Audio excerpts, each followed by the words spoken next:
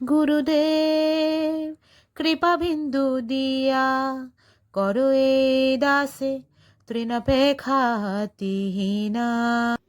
হরে কৃষ্ণ, আমি সুশোভিতা গোপিকা দেবী দাসী আজকে আবার একটা ছোট গল্প নিয়ে আপনাদের সঙ্গে। আজকের গল্পটার নাম হলো গীতার সংসার। কোনো এক সময় এক সন্ন্যাসী গুরু তার এক উদাসীন শিষ্যকে গীতা প্রদান করে বলেছিলেন যে তুমি সর্বক্ষণ একটা নিয়ম করে অবশ্যই গীতা পাঠ করো। তো গুরুর কথা রাখতে তার কথা মতোই সেই শিষ্য ঠিক করে সে বিন্ধ্যগিরির এক গুহাতে গিয়ে সেই গীতা পাঠ করবে। সেই ভেবে সে বিন্ধ্যগিরির এক গুহাতে গিয়ে থাকতে শুরু করে। তো কিছুদিন পর সে একটা সমস্যার সম্মুখীন হয়। কি সমস্যা? একটি ইঁদুর ছানা গীতার পৃষ্ঠাগুলোকে কাটতে শুরু করে। সে ভাবে যে এটার তো একটা সমাধান দরকার। তো সেই সমাধান কি করে করা যায়? সেই সমাধান খুঁজতে গিয়ে সে ভাবে একটা বিড়াল ছানা হলে মন্দ হয় না। যেমন ভাবা তেমন কাজ। সে পাশের একটি গ্রাম থেকে একটি বিড়াল ছানাকে নিয়ে আসে এই ইঁদুর ছানার উৎপাত কমানোর জন্য। কিন্তু এইবারে তার মাথায় একটা নতুন চিন্তা চারা দিয়ে ওঠে। কি চিন্তা? সে ভাবে এই বিড়াল ছানাটার প্রতিপালন আমি কি করে করব? আমার তো দুধ চাই, সে আমি কোথা থেকে পাবো? রোজ আমি কোথায় যাব, কোথা থেকে আনবো, পয়সার দরকার পড়বে, কি করি? তাই সে ভাবতে থাকে যদি একটা গাভী হতো তাহলে বেশ হতো, তার দুধটাই আমি বিড়াল ছানাটাকে খাওয়াতে পারতাম। সেই ভাবতে ভাবতেই কোনো এক সদাশয় ব্যক্তি তাকে গরু দান করে চলে যায়। সেই শিষ্যটি ভাবে, বাহ, বেশ হলো, আমার চিন্তা নিরসন হলো। হ্যাঁ, অবশ্যই তার আগের চিন্তা নিরসন হলো, ঠিক কথাই। তো তার মাথায় ঢুকলো আবার এক নতুন চিন্তা। কি চিন্তা? না, এবার এই গরুটির সেবা যত্ন কে করবে? এই গাভীটি এবারে শীত গ্রীষ্ম বর্ষাতে কষ্ট পাবে। তাটা ভীষণভাবে একজন গোরক্ষকের দরকার।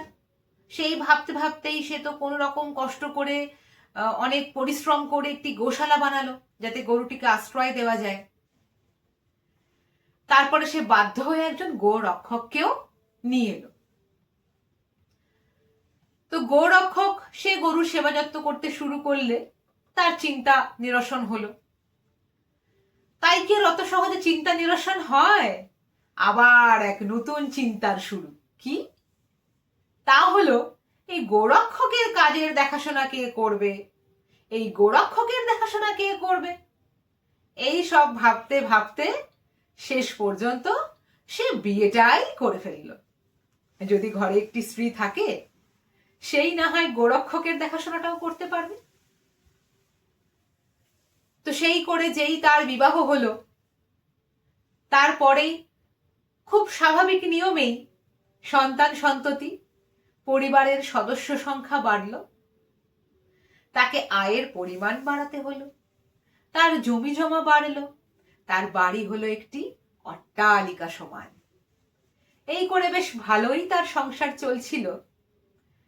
বেশ কয়েক বছর পর তার সেই সন্ন্যাসী গুরু শিষ্যের খোঁজ করতে করতে এসে দাঁড়ালেন এই শিষ্যের অট্টালিকার সামনে। গুরু তো হতভাগ, তিনি কি করতে বলেছিলেন আর শিষ্য কি করছেন। শিষ্য গুরুকে দেখে তাকে পূর্ব ঘটনার সব বৃত্তান্ত বলে উনি বললেন, গুরু, প্রভু, এ তো আমার সংসার নয়, এ তো গীতার সংসার। আমরা যারা হরিভজনের নামে যুক্ত বৈরাগ্যের অজুহাতে, অর্থাৎ হরিভজনের জন্য আমাদের যতটুকু বিষয়ের দরকার